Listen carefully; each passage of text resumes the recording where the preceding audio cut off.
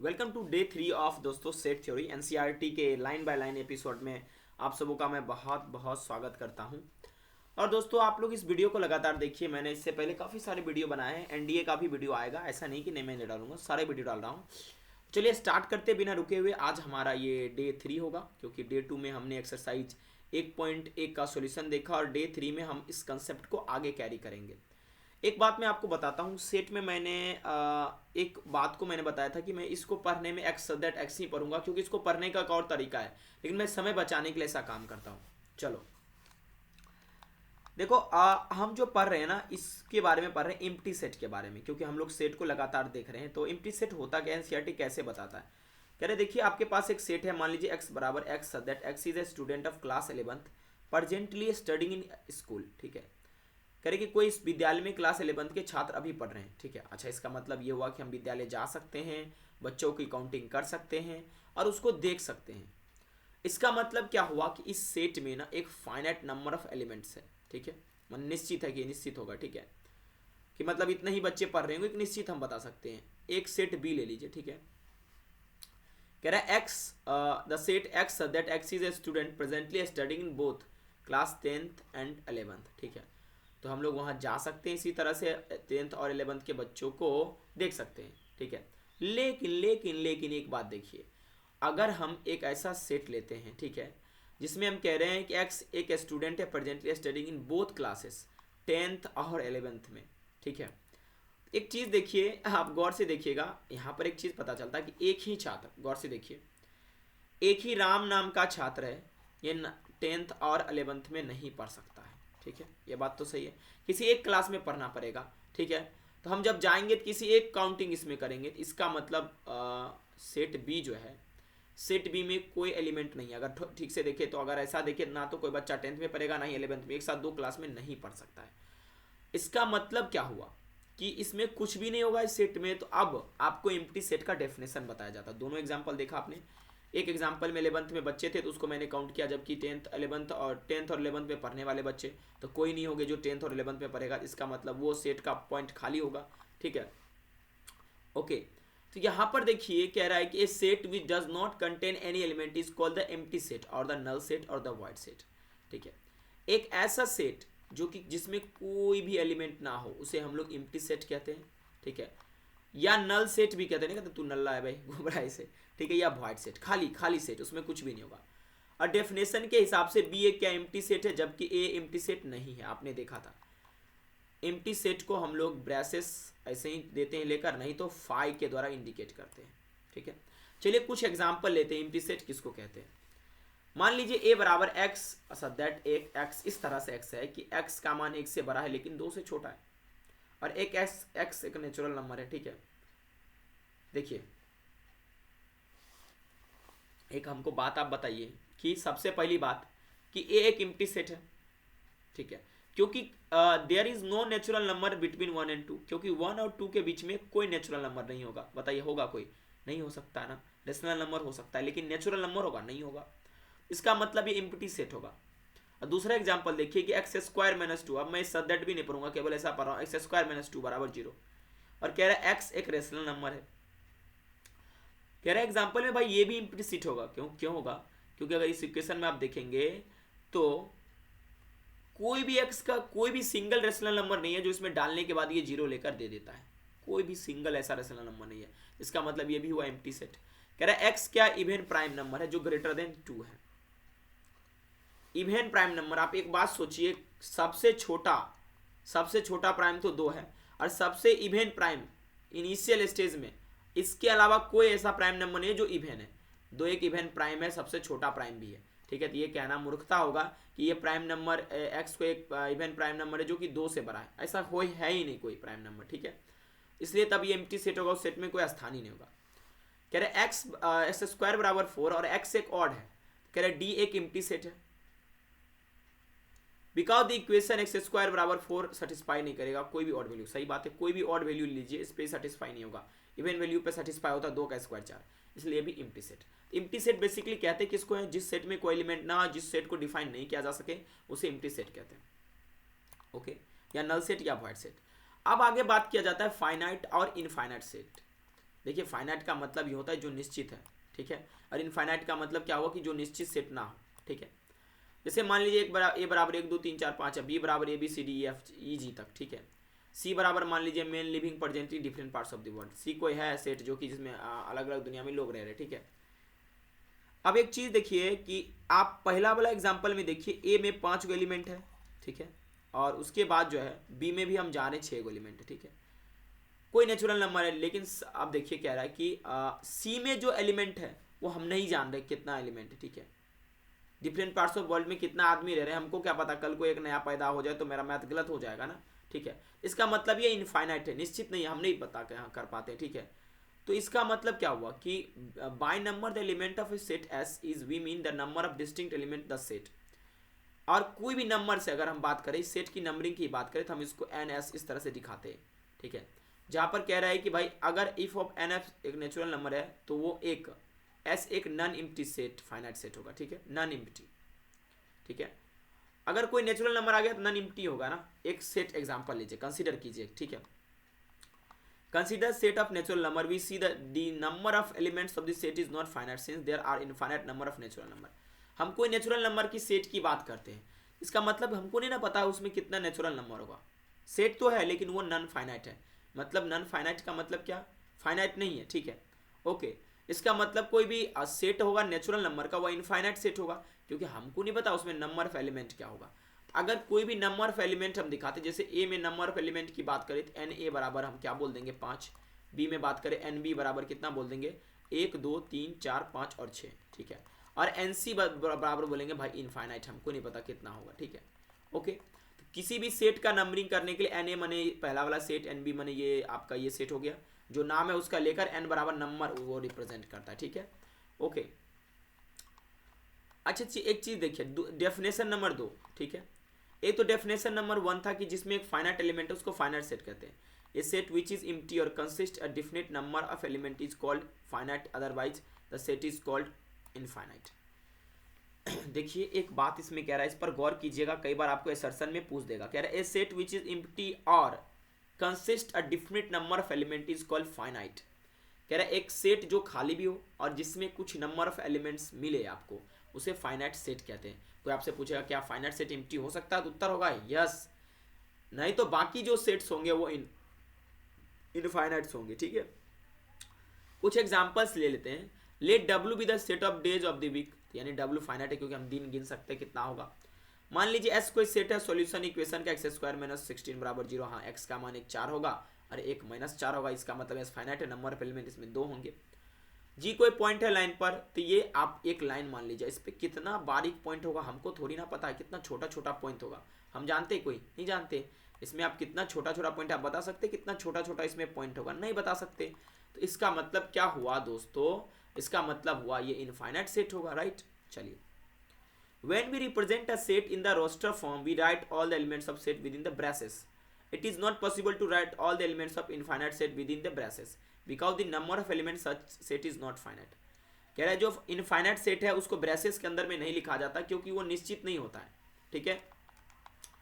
We represent some infinite set into roster form by writing a few element which is clearly indicate the structure of this. देखो कह रहा है उसके जो हम कुछ एलिमेंट को लिखकर और डॉट डॉट लगा देते हैं, इसका मतलब हुआ कि वो एन तक रिपीट है, हमको नहीं पता वो कितना है, ठीक है, ओके। और ये सारे के सारे सेट क्या होंगे, इनफाइनाइट होंगे, ठीक है। अब इसमें कुछ आपके दिमाग में प्रश्न आता होगा कि सर बता दो कि क्या सारे इनफाइनाइट सेट को हम रोस्टर फॉर्म में दिखा सकते हैं। इसका क्लियर उत्तर एनसीईआरटी दे रहा है कि all infinite set can not be described in the roster form. जितने भी इनफाइनाइट सेट हैं जिसमें नंबर ऑफ एलिमेंट हमको नहीं पता है उसको रोस्टर फॉर्म में नहीं दिखाए जा सकते, लेकिन कुछ को दिखाए जा सकते, ठीक है। For example the set of real numbers can not be describe in this form. अच्छा, because the element of this set do not follow any particular pattern. कह रहा है जो आपका रियल नंबर है इसके हमको नहीं दिखा सकते हैं रोस्टर फॉर्म में क्योंकि इसका कोई पार्टिकुलर पैटर्न नहीं होता। ये ध्यान रखिएगा कि इनफाइनाइट सेट को हम लोग रोस्टर फॉर्म में दिखा सकते हैं लेकिन सारे के सारे नहीं दिखाए जा सकते हैं। और एग्जाम्पल में रियल नंबर का कोई पैटर्न नहीं बनेगा तो उसको सेट में नहीं दिखाया जा सकता है, ठीक है। तो आई होप आप लोग समझ गए होंगे कि भाई फाइनाइट सेट और इनफाइनाइट सेट क्या होता है और इसे हम लोग कैसे कैलकुलेट करते हैं। अब कह रहे हैं स्टेट कर दीजिए कि कौन सा सेट फाइनाइट है और कौन इनफाइनाइट है। फाइनाइट के लिए नंबर ऑफ एलिमेंट लिमिटेड, ठीक है, ओके, और इनफाइनाइट में अनलिमिटेड, ठीक है। चलिए कह रहे हैं x belong to natural number x that x belong to natural number x minus 1 और एक्स माइनस 2 बराबर 0, ठीक है। इसका साधारण सा मतलब हुआ कि ये फाइनाइट है क्योंकि एक्स का यहाँ दो मान है, एक मान 1 और एक मान 2 है, ठीक है, इसलिए ये फाइनाइट सेट हो गया। एक्स कोई नेचुरल नंबर है, एक्स स्क्वायर बराबर 4, ये भी फाइनाइट है, 2 पर ये डिफाइंड है इसलिए फाइनाइट सेट होगा। कह रहे एक्स कोई नेचुरल नंबर है, 2x माइनस 1 बराबर 0, ठीक है।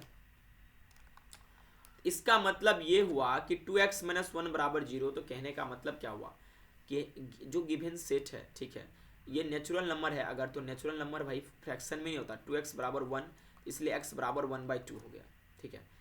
इसमें देखो 1/2x के जगह रखेंगे तो 0 दे देगा, ठीक है, लेकिन दोस्तों हम इसे 5 बोलेंगे, ठीक है। और 5 तो आपको पता है फाइनाइट सेट होता ही है, ये पॉसिबिलिटी नहीं है क्योंकि x के जगह पर अगर हम 1/2 लेंगे तभी होगा, जबकि कह रहा है x एक नेचुरल नंबर होना चाहिए, जबकि फ्रैक्शन कभी नेचुरल नंबर में नहीं आता, ये आपको पता है। लेकिन हाँ, और कुछ नहीं तो 5 है ना, जब 5 को मैंने बोला था ना एक फाइनाइट सेट है, right. Empty set is also a finite set, we have this value, ठीक है, ओके। चौथा कह रहा है कि x बिलोंग करेगा नेचुरल नंबर और x कोई प्राइम नंबर है, ठीक है। तो ये नहीं पता, बहुत सारे ऐसे नेचुरल नंबर है जो प्राइम नंबर भी है, इसलिए इनफाइनाइट होंगे, ठीक है। और x कोई नेचुरल नंबर है और ऑड भी है, ये भी इसमें इनफाइनाइट नंबर ऑफ एलिमेंट होंगे, इसलिए ये इनफाइनाइट सेट होगा। आई होप आप फाइनाइट और इनफाइनाइट सेट में समझते हैं। देखिए जब आपको इस तरह का आ जाए ना तो आप उसमें घबराइएगा नहीं, ये आपका फाइनाइट सेट होगा, आपको लगेगा कि डिफाइन नहीं है लेकिन ये फाइनाइट सेट है। क्यों है? क्योंकि इसका कुछ नहीं सॉल्यूशन तो 5 है, 5 फॉर एम्प्टी सेट, ठीक है। कोई एलिमेंट कंटेन नहीं करता उसको एम्प्टी सेट कहते हैं, ठीक है। चलिए अब आगे बात करते हैं, डिटेल में आपको पूरे बता रहा हूं, जहां कहीं भी डाउट जमे ना पूछना, ठीक है। कह रहा है इक्वल सेट्स, ठीक है, किसको कहते हैं? इक्वल सेट क्या होता है? मान लीजिए मेरे पास दो सेट है, एक सेट ए है और एक सेट बी है, ठीक है। कह रहा है if every element of A is also an element of B, if every element of B is also an element of A, then the set A and B are set to be equal, ठीक है। कह रहा है कि ए में जितना element है वो बी में भी होना चाहिए, बी में जितना एलिमेंट है वो ए में होना चाहिए, तब उसको हम लोग कहेंगे भाई साहब क्या चीज? Equal sets. The set two sets have exactly the same elements, ठीक है। अच्छा, तो कुछ दिमाग में प्रश्न आता है, उसको भी क्लियर कर लेते हैं। Definition number 3, two sets A and B are set to be equal if they have exactly the same elements. अगर दोनों में एलिमेंट सेम हो, एग्जैक्टली सेम एलिमेंट हो, ठीक है। अगर एलिमेंट इक्वल नहीं है, अगर मान लो कि ऐसा है, एक में लिखा हुआ ए बी सी डी इस तरह से, एक में लिखा ई एफ जी, कहाँ गई थी? नहीं, ई एफ जी एच, ठीक है। देखो इसमें भी 4 एलिमेंट है, इसमें भी 4 एलिमेंट है, क्या हम इसको कह सकते हैं इक्वल सेट्स? नहीं कह सकते, ये इक्वल नहीं है। इक्वल होने के लिए जो एग्जैक्टली नंबर ऑफ एलिमेंट इसमें रहना चाहिए, बाकी एलिमेंट भी सेम होना चाहिए, ठीक है, तभी ए बराबर भी हम बोल सकते हैं, ठीक है। Otherwise the set are set to be unequal, we write A does not equal to B. Getting my point? Clear है? जो इसमें बच्चे हैं, ठीक है, एक आदमी के 4 बच्चे, एक का नाम है राम, श्याम, मोहन और बबीता, तो फिर इधर बबीता, मोहन, श्याम और रोहन ही रहना चाहिए, ठीक है, अन्यथा दूसरा नहीं आना चाहिए। अगर दूसरा आया, अगर इसमें बबलू घुस गया तो समझ लो कि कुछ ना कुछ गड़बड़ी है, ठीक है। इसका मतलब वो दोनों बराबर सेट नहीं होगा, ए बराबर बी नहीं होगा, लेकिन एलिमेंट बराबर हो तो वो ए बराबर बी होगा और इक्वल सेट होगा, राइट। मान लीजिए ए कोई सेट है प्राइम नंबर का जो 6 से छोटा है, और and the P set of prime factors of 30।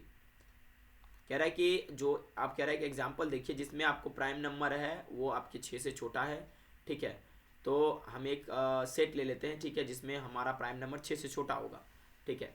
उसमें आएगा 2, 3 और 5, ठीक है।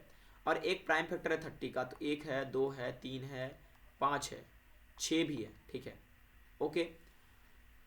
तो इसका मतलब हम क्या कह सकते हैं? ठीक है, इसका मतलब हम कुछ कह सकते हैं इसमें वैल्यू, आप जरा बताना, क्या हम इस दोनों को, ठीक है, बोल सकते हैं कि ये इक्वल सेट्स है? आपका काम है बताना, ठीक है। A set does not change if one or more element of sets are repeated, for example the set 1 2 3 और बी बराबर 2 2 1 1 3 3 आर इक्वल। अच्छा, ये दोनों बराबर है, पूछो क्यों दोनों बराबर है? क्योंकि भाई अब इसको जब लिखोगे ना, इसका मतलब सेम एलिमेंट है उसमें। देखो क्योंकि 2 को एक बार लो, 3 को एक बार लो, ठीक है, तो 1 2 3 ही है लिखा हुआ है, इसलिए दोनों इक्वल है, इसलिए ए बराबर बी हो जाएगा, ठीक है। रिपीट होने से कोई फर्क नहीं पड़ता, ठीक है। लेकिन आपको पता है कि ये बेतुका बातें, निरर्थक बातें हैं। हम लोग सेट को डिस्क्राइब करते वक्त में सेट को रिपीट करते ही नहीं है, उसके एलिमेंट को बार बार, ठीक है। अच्छा, इसमें कहता है कि भाई क्या इक्वल सेट हैं ये दोनों।